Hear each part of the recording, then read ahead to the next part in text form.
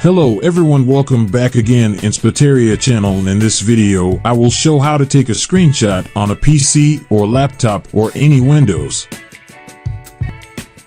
Select the screen page want you to take a screenshot. Press PRTSCSYSRQ on your keyboard. Open the Paint tool on your search bar computer. Click the Paint tool.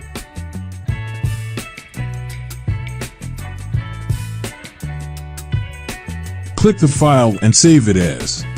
Choose the image type. Rename the file and click Save.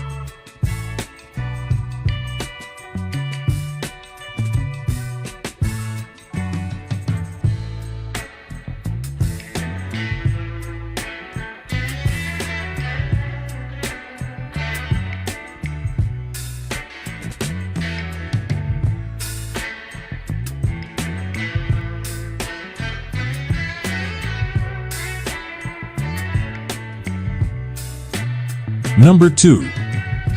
Select the screen page want you to take a screenshot. Press Windows key plus PRTSCSRQ key. Opening folder picture in the document.